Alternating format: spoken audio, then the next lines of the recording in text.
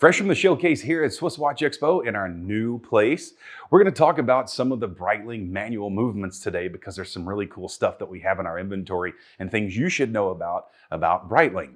One of the things you should understand about Breitling is that Gastone Breitling was one of the very first people within the Breitling family that wanted to improve the chronograph.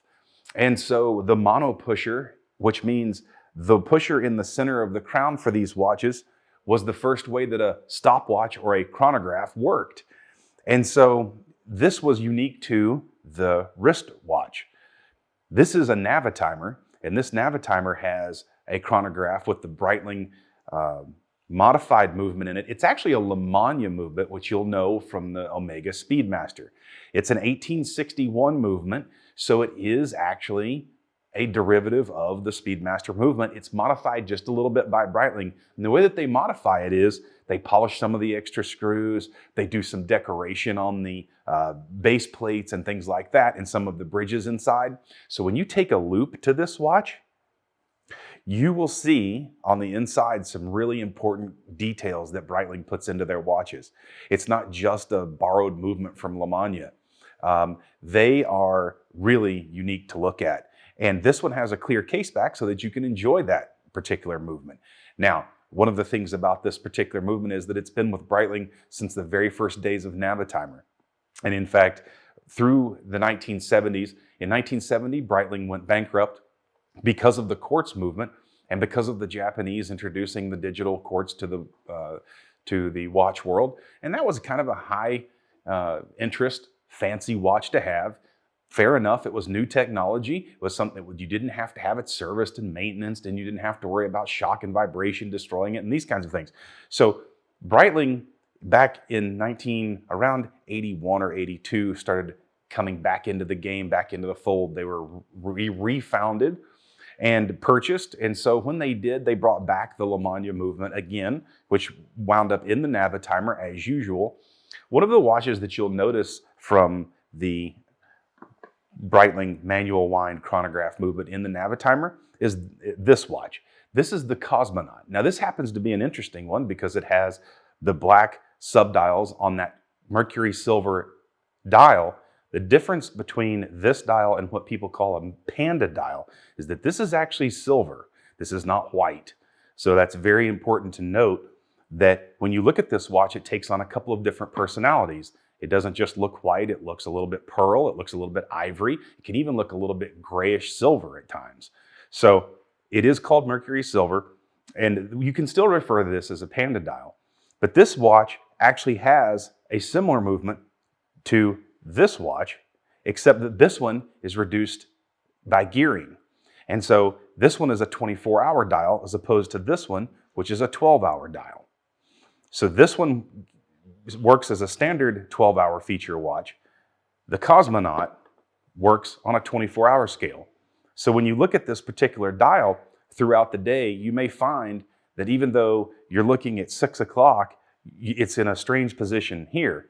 That's because that hour hand only goes around the dial one time. And they do that simply by just reducing the gearing in the watch. If you can think about riding your bicycle, when you want to go a little bit slower, you reduce the gearing, you have a little bit, and strangely enough, you develop a little bit more power and it's easier to push through. Well, the same effect happens here too. So the net effect is a little bit longer power reserve. Even though they don't advertise that, it actually does. So the regulator is actually able to keep time a little bit more accurately. And the reason that this watch even exists is because of a man named Scott Carpenter, and another one that you may recognize, John Glenn.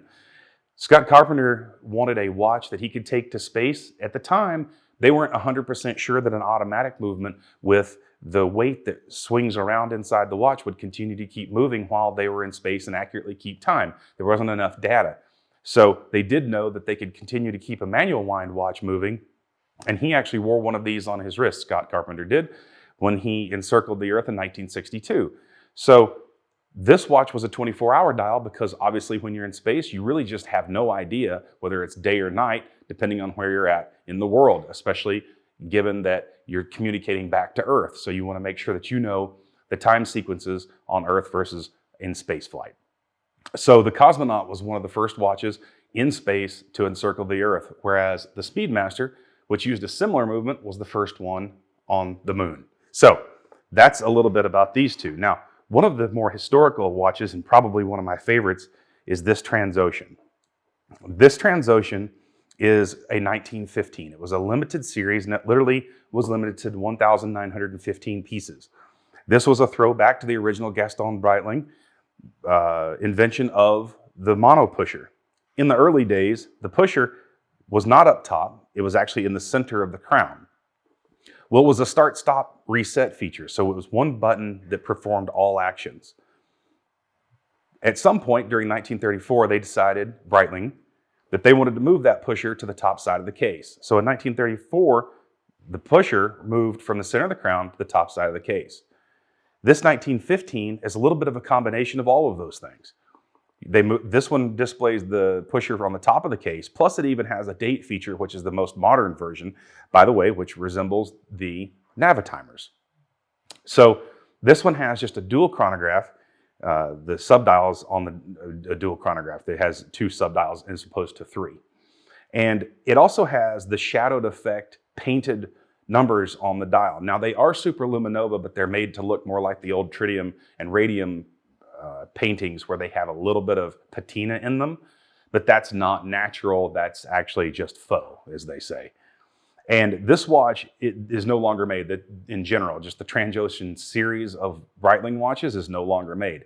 I happen to be a huge fan of the Transocean, and I've always liked the clean, professional look of the watch. It still is 100 meters water resistant, so it's a very durable watch. It does have a little bit of a clasp that's, my fingernails are weak, so I have a hard time getting those clasps open. It's got the double lock clasp so that you don't have any problems with it snapping open when it's on your wrist. Of course, it has the original mesh style bracelet, and it also has the clear case back representing not the Lemania movement, but actually the Breitling movement. This is actually a 01 series movement from Breitling that's modified to be a manual wind. And so this was introduced in 2015. You've probably seen quite a few of these around. They were not as popular with people as they probably should have been. They were around $9,000 when they were new. They were quite expensive, and a lot of people didn't quite understand them. And I think that that's probably because a lot of the sales personnel in Breitling stores didn't really have them to talk about. Maybe they had one. And so people just sort of overlooked them, and maybe they just sort of collected dust. So you find a lot of these in incredible condition, in which we have one here. I highly encourage this watch because this is an actual Breitling in-house movement as opposed to the Lemania movement. And this is based again on the B01 chronograph automatic movement. It's a really great looking watch. It really displays with that case back. It displays the inner workings and the technique of Breitling. It has a lot of history on it. There again, you have that mercury silver dial, and you have those beautifully painted, hand-painted numbers. It's just a great looking watch. In fact, actually, this is one of the ones I'd like to have in my collection too. Also remember, with Breitling, as always, you can get any of the different straps. So even if you buy this on the mesh bracelet and you're not really that big of a fan of the bracelet, you can always buy the leather straps, the crocodile straps, the rubber straps, and on and on. So this is a great watch to have. It's the Transocean 1915. They are individually serialized and numbered, and the numbers are on the case back. It's the 100th anniversary version of the Transocean, just Breitling manual wind movement in general. So we have a lot of things that are fun here at SwissWatchExpo. If you have a lot of interest in Breitling, which I do, there are a lot of things here that we have that can provide a lot of future fun and interest for your collection. Find us at SwissWatchExpo.com. Sign up, ring the bell, comment below, ask questions, give us a call, and we'll be happy to help.